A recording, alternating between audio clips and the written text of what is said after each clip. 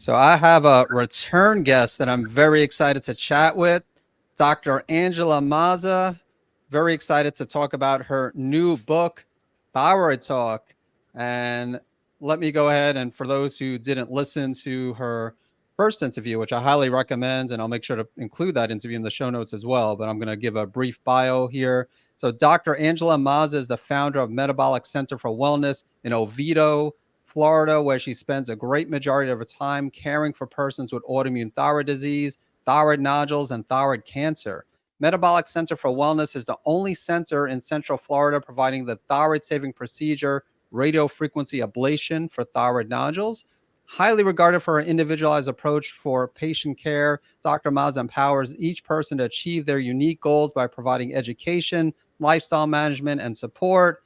And thanks for joining us again, Dr. Mazza. Thanks so much for having me, Dr. Eric. Yeah, no, great. Yeah, just really excited about talking about your book. And so, why don't you get into why did you write this book? Last time I know you focus on a lot of things in your practice, including, as I said in the bio, the radiofrequency ablation, which is again very interesting procedure and something that can actually save people's thyroid glands. And we could Right. chat a little bit about I'm that here very as well. serious. Yeah, but so yeah, what motivated you to write the book Thyroid Talk? Well, there's probably a few things. We've been in the practice for about 9 years now. And as an integrative endocrinologist, I really feel like we're treating patients with thyroid issues at the best they can possibly be treated because I feel like traditional medicine falls short on a number of levels. And I got to a point where probably about a few years ago, I couldn't take on any more patients. I was only taking on patients for procedures like that radiofrequency ablation and thyroid biopsies. And we have people calling all the time looking for new patient appointments. And I felt so bad because I felt like these people are looking for help. And I'm not able to do that on a one-on-one basis. And then I had people saying, you have to train other people. Well, I do some training. I mean, I lecture for A4M and societies like that. But I found like there was a real need for solid information. Like you give really good information to your listeners, and it's reliable, true information. There's a lot of false information out there because I'll get questions all the time like, where did you even hear that from? So that's kind of around the time we started the podcast to help give reliable, good information regarding thyroid health out there. And I started writing the book. And I would just sit down and write one chapter at a time. Like, let's start with the basics. Let's just kind of talk, how is thyroid hormone made? How is it controlled? What does it do? And I just went through, and the book came together by itself because I was addressing questions that patients were having concerns about, and even other practitioners had questions about. So it was really a labor of trying to help more people that I couldn't one-on-one help myself. Yeah, what I love about the book is, first of all, if someone has recently been diagnosed, it's great because it does cover the basics. But if someone has been diagnosed for a number of years with Hashimoto's or Graves' disease or a non-autoimmune thyroid condition, they could still benefit from the book. There's definitely some advanced stuff, and you don't have to go in order. So if someone's, again, if they were recently diagnosed, it might be a good idea for them to start from the beginning and go through the whole book, but they certainly don't have to. If someone wants to skip around and just learn about the thyroid gut connection or, other things that we're Right. going to be talking about, they could do that. So I like it. It has a mixture. Like I said, I think it fits really anyone with any thyroid or autoimmune thyroid condition. Yeah, I really wrote it for patients who are motivated to put the work in, and even providers who want to just learn more and who know they don't know everything because we don't stop learning when we finish med school, hopefully, and who want to help their patients live their best lives. So, um, it, integrative endocrinology, especially when it comes to thyroid, there's really no magic pill. Wish there was, but there's so many things that we can use to achieve better thyroid health. Yeah, definitely agree. So most people listening to this probably know the basics as far as like hypo versus hyperthyroidism and about the thyroid gland. So I want, again, for those who don't, definitely check out Dr. Angela's book. But let's talk about, we're going to hit a number of different topics. And so the first thing I want to talk about is testing. So as far as like blood testing, uh, what do you recommend for those with hyperthyroidism, Hashimoto's? I guess we should backtrack a little bit. Do most people, when they come into your practice, because like when most people see me, they've already been diagnosed with hyperthyroidism or, Graves, Hashimoto's. I'm guessing with you that might not be the case, where they're actually, since you're an endocrinologist, are going to you with an undiagnosed condition and then they get diagnosed. So I guess if you could answer that, like what type of patients you see, and then the testing that you recommend typically. Right, you're right on. I mean, a lot of patients who've been referred to me already have a preceding diagnosis of, hypo, um, Hashimoto thyroiditis, and some are hypo after surgery or after procedure. Some are hyper, not specifically diagnosed as Graves. Lots of times when patients get or sent to me for hyper, there's not a clear diagnosis, so that's where a little more digging in comes along. Um, I do have to say, I take care of patients with diabetes where we uncover thyroid issues all the time that were not uncovered before. So we do kind of catch some new cases or find ones that were probably there all along and were undiagnosed. But as far as testing, I kind of would have to say my panel, my go-to would obviously be a TSH. But I do want to say that, and you and I know we're like-minded. TSH is not the be-all, end-all. It's an okay screening test, but it doesn't tell us the full picture. Free T4, free T3. I do only test 3 levels because thyroid hormones do circulate bound by protein, and what's bound by protein is really not usable. Um, it's not available for use. So that's why I tend to look at the free levels, because the total levels can be a little misleading, especially in women when there's premenopausal or anyone on hormones. Uh, I do check thyroid antibodies in pretty much everyone with any sort of thyroid issue. So thyroid globulin antibodies, thyroid peroxidase antibodies. I'll only check thyroid stimulating immunoglobulin in someone who I'm suspecting hyperthyroidism. But I will tell you, anyone who has positive uh, antibodies for Graves, almost all of them have positive antibodies for thyroid peroxidase. I never used to check that if I knew someone had Graves' disease already. But if we can adequately bring someone back into a euthyroid state from Graves' disease, having those antibodies is a good tell if they're going to develop hypothyroidism down the line. Reverse T3, I do check reverse T3 quite a lot. It gives me a lot of information because reverse T3, I think reverse T3 gets a bad rap, like reverse T3 is bad, but it tells what's going on in the body. It's really a survival mechanism. So if the body needs to conserve energy, mainly if the mitochondria don't have energy, we're going to convert more T4 to T3. So that gives me an idea of the mitochondrial reserve. But it also tells me if someone's on thyroid hormone replacement, if they're getting too much T4, we're going to kind of use up our pathway to convert to T3, and we're going to start making too much reverse T3, and that's kind of counterproductive.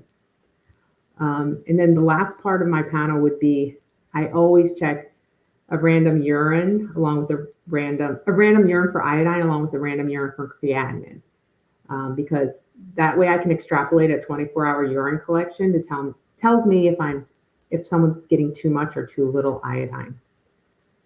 Because I'm finding issues with iodine a lot.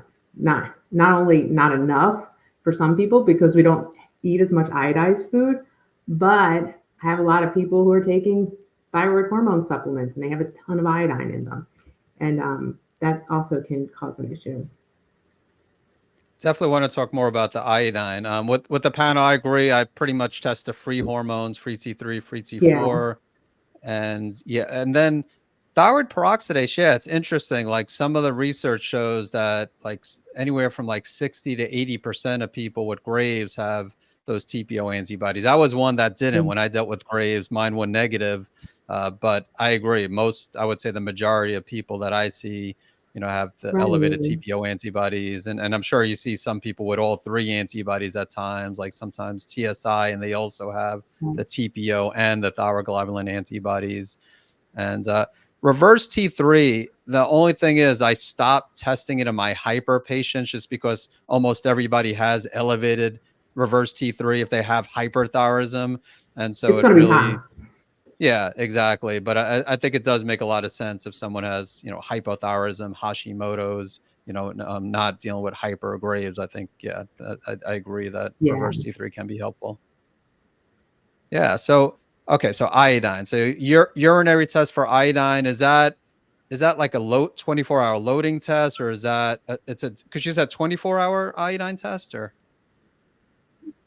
No, I'll just get a random because it's kind of pain in the a pain to do a 24-hour urine collection for everyone. I mean, it's a kind of labor intensive. So I'll get a random and it just gives me a gestalt of what the 24-hour urine collection is. So you can extrapolate it out to a 24-hour and just kind of gives you a like a general idea. Okay. So kind of like a single, like a spot test. Yeah, exactly. Super Okay. easy. Uh, It's inexpensive and it just gives you kind of a good idea what's going on with the iodine stores. yeah. Yeah. So, and do you see a lot of people with low levels of that, of urinary iodine? I I do. I think some of it is, I think a lot of people used to use iodized salt, and now everybody's using like the pink Himalayan and the sea salt, and that doesn't have iodine in it. A lot of people aren't eating bread that used to be iodized. It's just not a regular staple in our diet as much as it used to be. And some some places used to have iodinated water, and that's not so much the case anymore. So Yeah. So if you see someone that's low in iodine, the urinary iodine, do you recommend supplementation, or do you encourage them just to eat more foods that are rich in iodine? I try and do the dietary route. So even if you do like a quarter of a teaspoon twice a week of iodized salts somewhere along the way, that's going to be enough for the week. Our body's pretty efficient at using iodine. We only need between 100 and 200 micrograms um, a day. So it's a very small amount. Okay. So it sounds like, yeah, you're not like advocating like high dose iodine supplements. Just if someone's low, just make sure No, you're getting enough through the food. I'll once in a while do like just an iodine potassium supplement, and it's only going to really be people who can't have salt. And again, it's only a couple times a week. It's not something that's a daily thing. And then when you see someone that's high in iodine on the test, is it typically because they're supplementing, or is it just because they're eating, like a lot of seafood or sea vegetables? I mean, I'm sure it varies, but what do you typically see? It kind of varies. It tends to be mostly people that are doing extra supplementation, Okay. And then what do or you like think? I'll get some really weird ones, like they're super high, and it's usually after they've had some sort of contrast study. So I'm like, did you have a Yeah. study done? Yeah, that's a good point. That's a if someone does an iodine test and if it's high, yeah, that's a question probably that you should ask just to make sure that they didn't have any type of iodine contrast. So yeah, thanks for bringing that up. I was going to ask you about serum iodine. Like, what are your thoughts about just testing for iodine in the blood compared to testing for it in the urine? It's just not as accurate, and we have studies that kind of support that as well. It's just not a really good plasma measurement. Yeah, I agree. I just wanted to Yeah, to see. I figured that's why you did urine, just because you're not a big fan of blood testing. it's not- Next question that you're probably not expecting me to ask, but because I don't think maybe it is in your book. I think you mentioned thyroglobulin. I know you mentioned thyroglobulin antibodies, and then you mentioned thyroglobulin maybe like when going over some of the basics. But as far as testing just for thyroglobulin, um, I'm bringing this up because I don't know if you know this, but and you probably know that you deal with cancer. So when thyroglobulin is really high, it could be a indication of cancer, even though it's not going to confirm it. But also some studies show that it can be related to an iodine deficiency. Some also show that it could be related to thyroglobulin antibodies. So if you have high thyroglobulin. I don't test routinely thyroglobulin on my patients, so I'm just curious if if you test for it, or like what your thoughts on that Yeah. marker is. Great question, because actually I had this question come up today with a patient of mine. So thyroglobulin is really the substance of the thyroid itself. So thyroglobulin acts for a template for thyroid hormone assembly.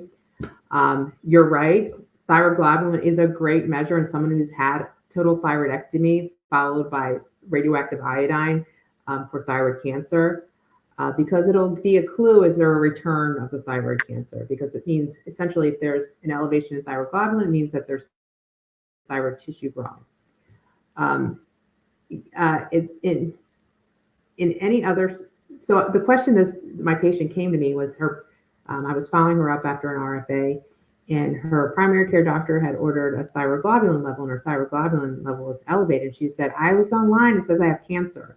Like, no, no, no, no. So this just means you have a thyroid. So it may be a little bit higher, maybe normal range. I find that patients that have larger thyroids tend to have higher thyroglobulin for whatever that means. Um, but yeah, there's no point in ordering a thyroglobulin if someone has a thyroid.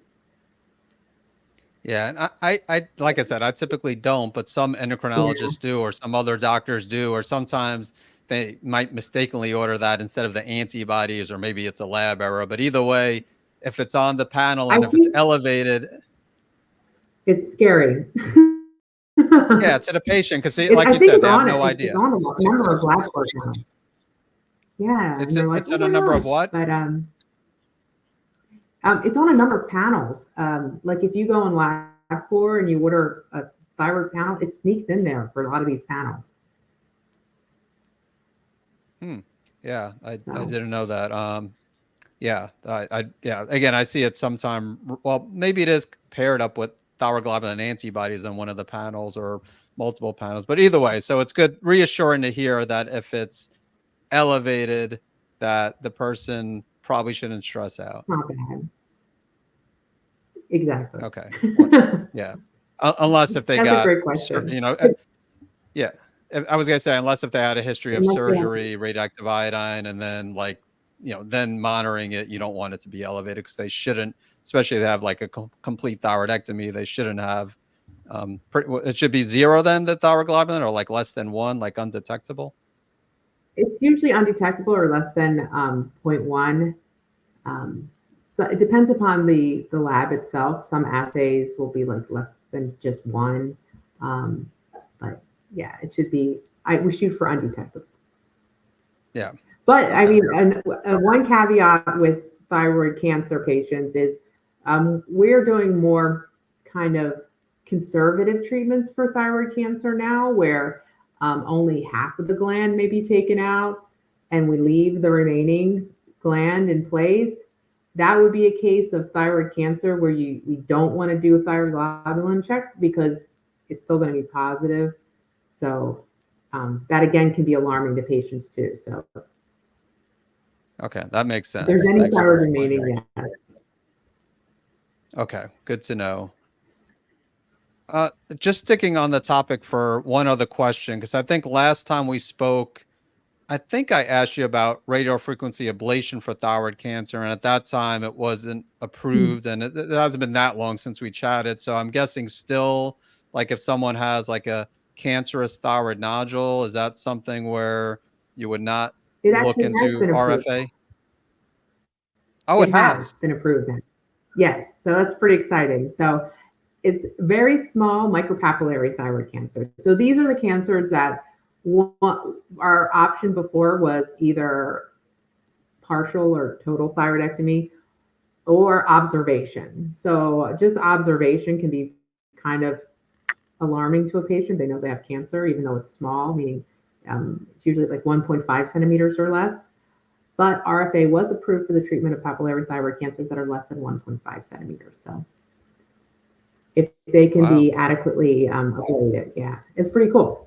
So I think that's a big advancement for RFA. All right. No, that's awesome. I'm glad I asked that. Thanks for sharing.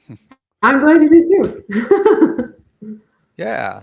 All right. So let's talk about in chapter 6, you spoke about thyroid disruptors. So I was very interested. Before we started recording, I mentioned cadmium. I'm going to bring up because most practitioners don't talk about cadmium when it comes to. I mean, just in general, they don't talk about cadmium. So I mean, you could talk about, like, I know you mentioned fluoride in there, and even like flame retardants. Yeah, let's talk about some of the different ones. Let's start with cadmium or heavy metals. But why did you focus on cadmium in that chapter?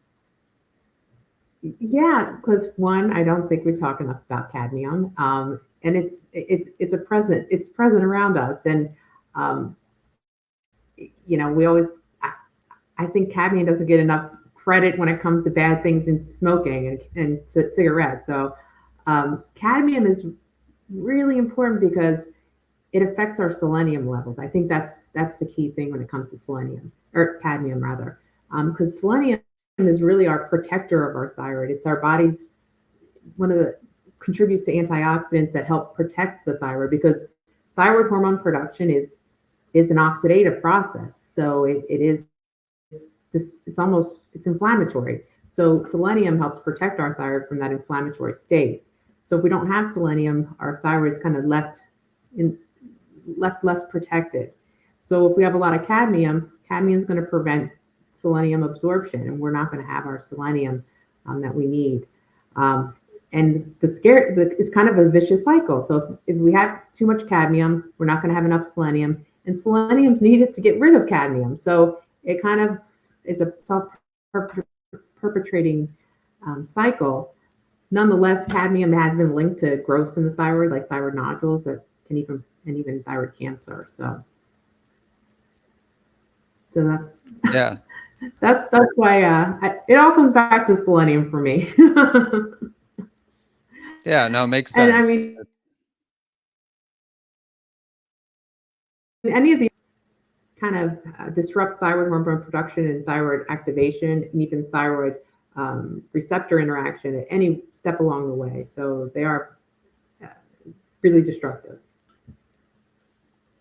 And you did mention other metals. It was just that cadmium was like the first one, and it seemed. And again, you focused on it a little bit, but you did mention mercury. I think aluminum, lead.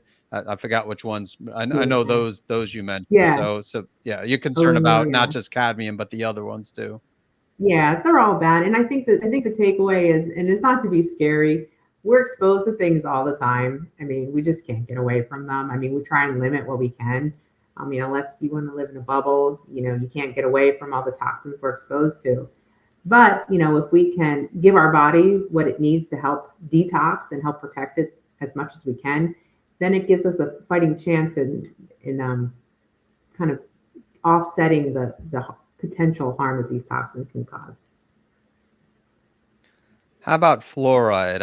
I had a interview about, I don't know, probably like a year and a half with a medical doctor who uh, briefly admitted that fluoride was, a problem, but didn't want to talk about it. Was like nervous about talking about it. So I mean, you put it in your book, so I assume you're not going to be nervous about chatting a little bit about fluoride and how people should avoid it or minimize their exposure to it. Right. Yeah. Fluoride, I grew up, we were talking about I grew up in Delaware, and I grew up in the water was fluorinated. I mean, and that was supposed to be good for us. I mean, it's good for teeth, bones. That's what they said. And perhaps it does have some benefit there. But when it comes to thyroid, too much fluoride can actually decrease our thyroid hormone production. Um, and I do mention in the book that if you kind of put it in context of this, fluoride used to be used to treat hyperthyroidism. So it used to be used to shut down thyroid hormone production.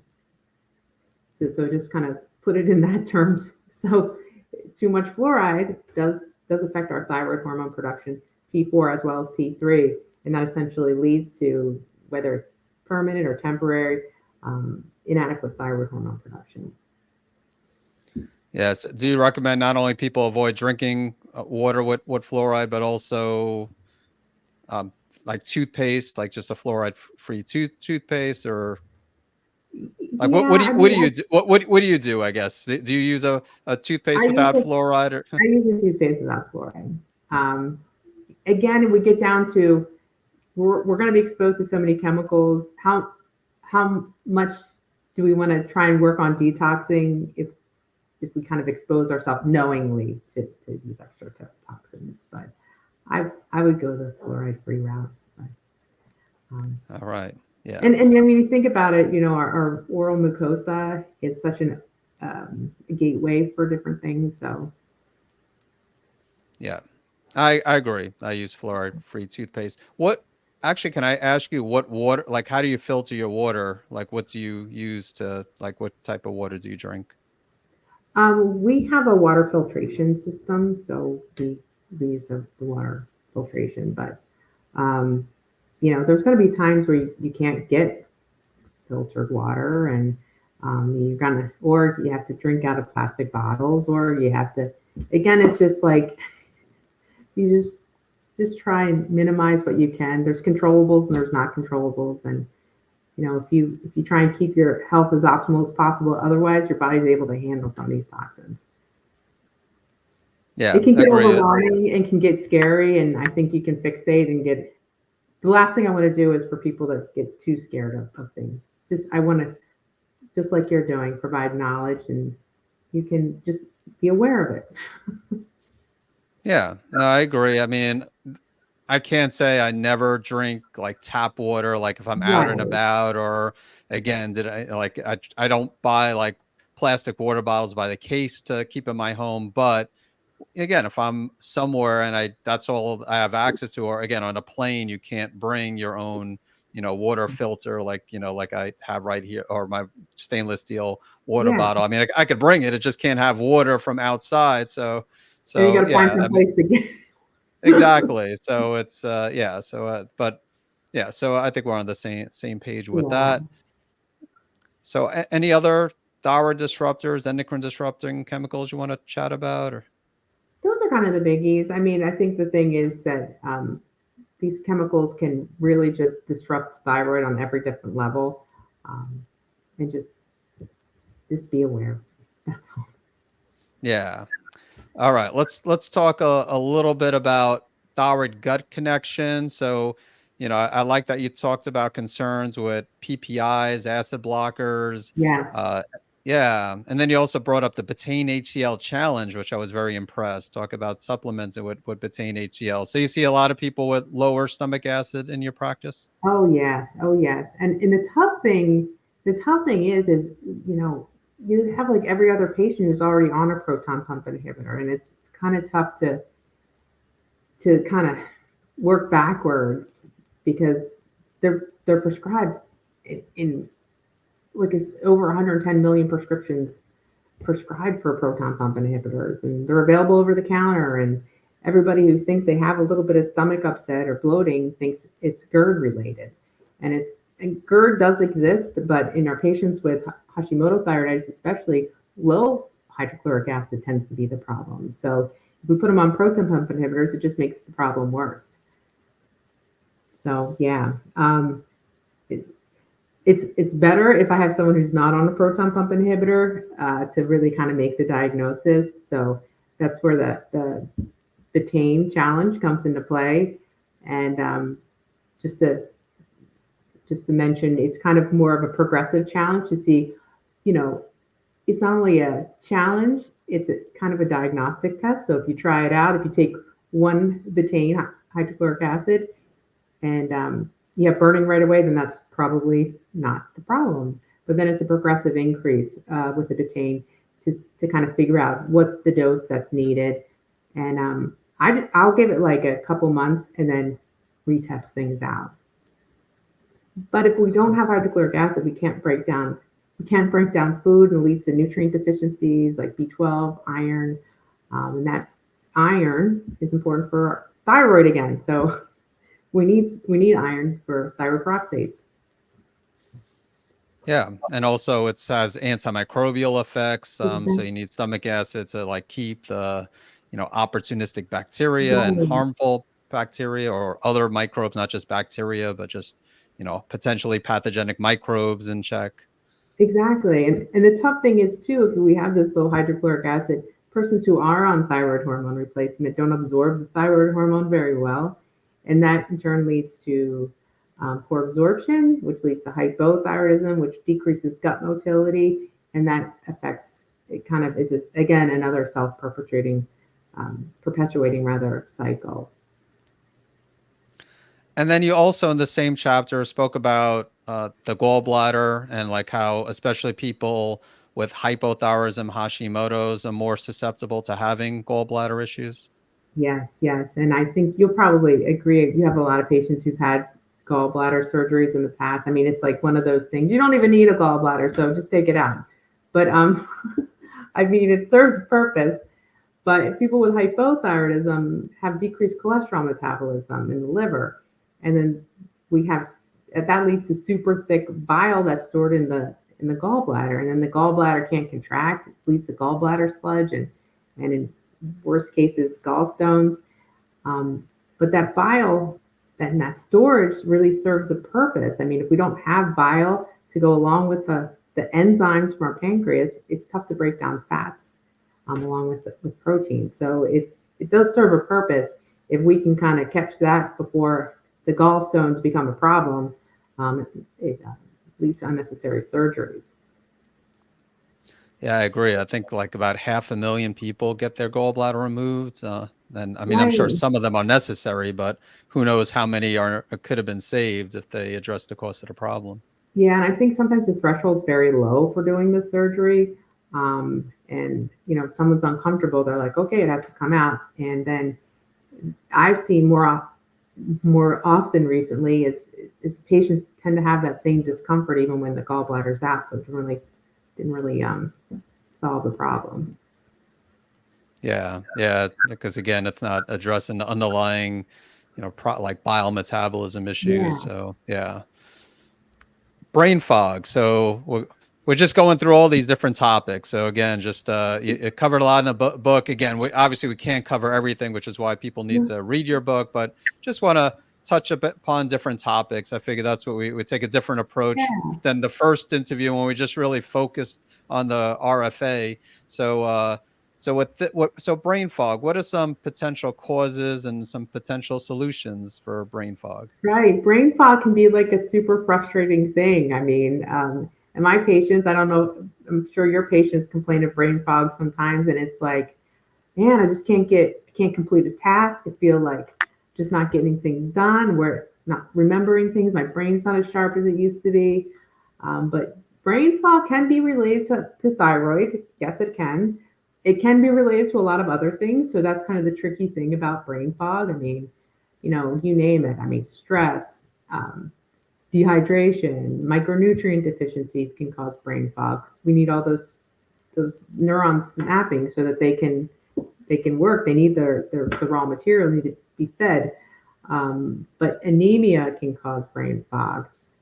Infections can cause brain fog. Medicines can cause brain fog. Toxins can cause brain fog. Biotoxins, mold and brain fog. So there's so many things. Obviously, dementia can cause brain fog. I mean, so there's so many things that can cause brain fog. I don't want to just ignore those other things, but it is pretty common in folks with hypothyroidism and Hashimoto thyroiditis. And lots of times, you know, if we get thyroid levels back on track, kind of work on addressing root causes, decreasing inflammation, because that's what brain fog is neuroinflammation, inflammation in the brain. That brain fog does improve. And that's where I also, when we're dealing with brain fog and even high antibodies, that's where things like low dose naltrexone really are a good tool to use. Yeah, you use it. Do you use it not only in your Hashimoto's patients, but when you have Graves patients, do you use LDN commonly? Yeah, because I feel like it's such a great immune modulator. It's not an overnight fix, but it does really help bring down the inflammation from immune standpoint. Yeah. How long do you usually expect someone to be on before they notice like benefits? So like you said, it's not a quick fix, but is it something where like they have to be on it for a few months really to give it a chance to work? I usually say give it at least 3 months before you notice a big change. Just hang in there. I mean, that's why we work gradually. As long as you're not having any problems, just keep with it. And then um, it's almost like the clouds part when you check it. and things, the antibodies start coming down. Once it starts working, it starts working.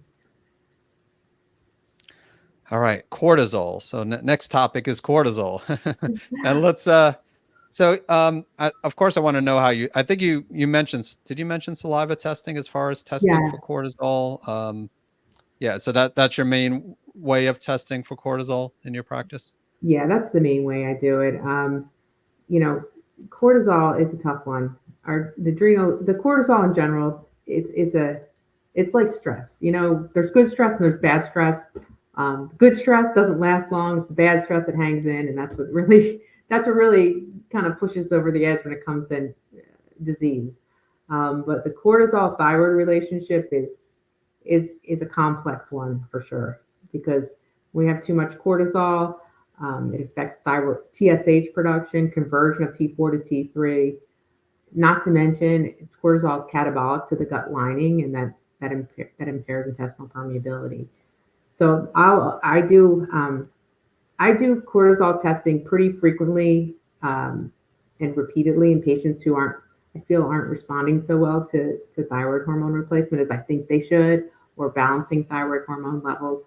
But yes, I'll do the 4-point cortisol test just to kind of touch base and see where we're at on that. Because if the cortisol curve is low, um, those symptoms can overlap with hypothyroidism. I mean, fatigue, just not feeling well, just lethargic, and it's tough to tell the two apart. And then if you bump up the medicine, you're essentially making the cortisol lower because you're metabolizing out the cortisol. So we're making that situation worse, and we're not getting anywhere. Yeah, I when I dealt with Graves, I did a salivary cortisol test, and it's something I commonly recommend as well. Yeah, Sometimes I'll do, yeah, do you use any Dutch testing in your practice? Because sometimes I'll do dried urine testing, Dutch testing, yeah, which also looks at so it depends. If I'm just focusing on adrenals, I'll typically recommend saliva tests. But if I'm looking more comprehensively at the hormones and doing the Dutch that's test, and I'll good. just, yeah. Yeah, definitely, I agree. All right. Epstein-Barr. So you also dedicated an entire chapter to Epstein-Barr. Why did you do that? Why do you have one chapter? I don't think in my book, Natural Treatment Solutions to Hyperthyroidism Graves, I have a chapter that focuses on infections. But again, you go beyond that and just an Epstein-Barr virus Yeah, chapter. I find Epstein-Barr reactivation to be such a hidden little thing that, and I almost think of Epstein-Barr as just like a real nuisance. It's a real pain because just when you think you have everything kind of taken care of, we see someone starts feeling like the cyclical fatigue, and then I'm like, oh my gosh, this is Epstein-Barr reactivation. So I do screen for it a lot in patients, but I feel like we're not we're not digging in deep enough, not getting to the root cause, or I feel like we're not getting the results that we want. So Epstein-Barr is kind of a tough thing because it has so many different phases, and it will hang out in our system and reactivate when our bodies are less able to handle it, like in times of stress. So cortisol's up. I mean, that's the time when Epstein-Barr is going to reactivate. Um, Plus, I feel like it's something that we can treat well naturally. So, I mean, it kind of follows the same principles of trying to keep stress low, sleep, kind of take care of our body as far as nutrition. But we have great natural supplements that really do help. So, I mean, I always, whenever there's something that doesn't seem right, I'm like, it's got to be me. Lots Yeah. of I mean, positive. yeah, really for both Graves and Hashimoto's, it could be problematic. I mean, other types of viruses too, of course, but Epstein-Barr, is definitely I would say the most well known. I mean, I guess that might have changed over the Yeah. last few years since 2020, but Oh, for sure. still, yes, but still Epstein-Barr is a pretty prominent virus, and yeah, I agree. You definitely want to do things to manage your stress, to make sure you're getting sufficient sleep, and then yeah, if necessary, there are like some great natural approaches, and you mentioned some of those in your book as well, like monolaurin and olive Yeah. leaf, and a lot of good antivirals. And so the final thing I want to cover with you, I want to talk a little bit about radioactive iodine. So when we had our first conversation, I don't know if we really spoke about radioactive iodine. I did ask you about Maybe the a little radioactive. bit. Well, I know I asked you about the uptake test, radioactive iodine uptake test, and you Okay. weren't a big fan of that, which I was happy to hear because I'm not a big fan of that either. But it was I really good. hate that test. Yeah, it was good coming from an endocrinologist. So, um, but so radioactive iodine, you know, and again, maybe our perspectives will differ on this, but I mean, I'm sure you prefer someone not to get radioactive iodine or surgery and save their thyroid, but there's a time and place without question for conventional medical Exactly. treatments. I asked myself, like, if I was in the situation, if I had to choose between one or the other, I just can't picture myself getting radioactive iodine. I would say I would probably go with the surgery just because, I know some people get radioactive iodine and they, have no regrets, but then just in like in our Facebook groups, I hear like some nightmare stories. And I know the same with surgery too. There's no perfect method. There's risk with surgery, as well. Right. But I guess what are your thoughts on that? Like if you had to recommend one or the other, do you have a preference? Well, in my experience with radioactive iodine, for Graves, I mean, the thyroid cancer space is probably a different conversation. But for For Graves, Graves, I guess. Yeah. yeah, specifically for Graves, the thing is, it's almost a 50-50 shot. So I find like with radioactive iodine and Graves, half the time, maybe I'm going to say it's maybe 40-40-20, or maybe 45-45-10, because 10% of the time, maybe patients end up right in that sweet spot where they just end up normal. It's like heaven, like they end up perfect. The other part, they become hypothyroid and then they need to be on thyroid hormone replacement anyway. Or that other part is it's not enough and they have to go through it again. And you got to wait like 6 months to a year to go through it again. So then you're back on the thyroid medicines and anti-thyroid medicine. And that's a problem. There's probably a reason why they couldn't take the anti-thyroid medicines anyway, and they went the radioactive iodine route. So, I mean, I surgery, at least, you fixed the problem and you're done. Um, and then, yeah, you got to be on thyroid hormone replacement. But then if you became hypothyroid from radioactive iodine, you're going to need to be on thyroid hormone replacement too. So I guess it's very patient individualized. So I kind of would be like, if we got to treat it, let's just go take it out and just go from there if it's that severe. But the radioactive iodine, it's all patient individualized. I wish there was like a clear cut. I Yeah. Well, what do you see? What do you see less complications with, or is it about even? I think it's about even. I think with a really good thyroid surgeon, you're going to have low complications.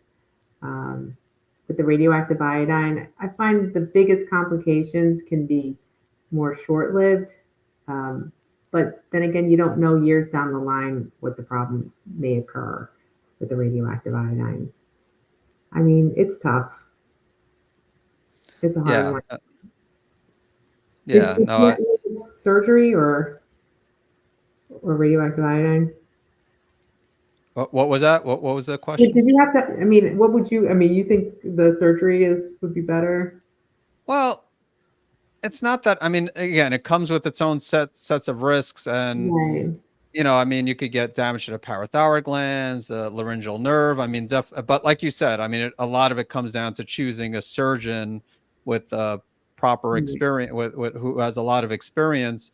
I guess to me, it's just like the thought, like all the precautions they take with radioactive iodine, like like in some countries they even quarantine, but even in the United States, like I don't like That's what they used to do here. yeah.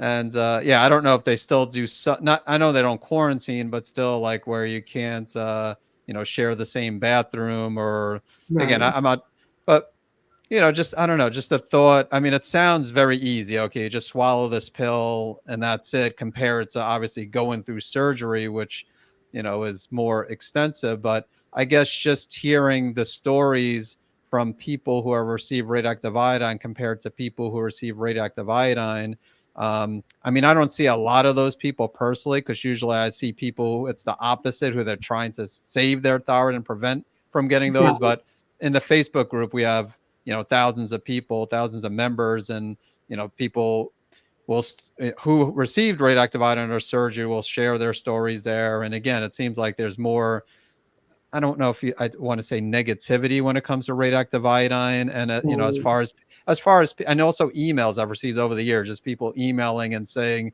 I got radioactive iodine and never felt the same, and wish I Yeah, didn't get it. So again, I know there are people who get it, and and they feel fine afterwards. And again, we could say the same thing with surgery. I'm just saying, in my personal experience, I hope I'm not faced with that decision, but yeah, just if I was, and if I absolutely had to choose, I'm just thinking I probably would just try to find a surgeon who has a lot of experience, and just take my chances with the surgeon rather than receive radioactive yeah. iodine. But again, that's just the opinion I've held for a long time. And it's tough because like you're trying to foresee years into the future too.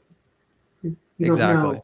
I mean, it's tough. It's not easy. I mean, that's where if push comes to shove, when I have to present these options, I kind of just lay it on the table and kind of let the patient decide. Um, but luckily, I don't have to do that very often. Yeah. Thank And I guess goodness. that, yeah. I guess that's also, at least you give like them the option if someone needs to do it, where some endocrinologists will just say one or the other, just say radioactive iodine, not even bring up the other, Right. surgery is an option. But yeah, that Yeah. makes sense to, Because I take care of patients now that had like wasn't taking care of them when they were under treatment for Graves. I'm taking care of them afterwards, and I always hate to hear it's like I wish I never did this. I wish someone would have told me. I wish, and it's like, wow, I'm sorry, but let's yeah. just try and do the best we can now. Yeah. No, that's all you It's can tough. do. Yeah. All right. Well, we covered a lot. And again, there's a lot that we didn't cover that's in your book. So, for those who are interested, definitely check out Dr. Angela's book. Anything else that you really wanted to cover, or did we kind of cover everything you wanted to, or any last No, words, like just for those who are interested in the book, or those, yeah, you want to summarize, I guess, not everything we chatted about, because they'll take too long, but just yeah, any last no. words. Well, I mean, one, I want to thank you for the opportunity and to kind of review my book. I really appreciate it. I so respect you. Um, I want to encourage people who have thyroid issues or can think they might have thyroid issues to kind of pursue your own health. My goal with the podcast and the book and even the masterclass is to empower patients to know that they're not alone in this. There are things that are in their control that they can kind of work towards their health now and years down the line, because that's really what it is. We want to feel good now, but we want our health to be good 10, 20, 30 years down the line.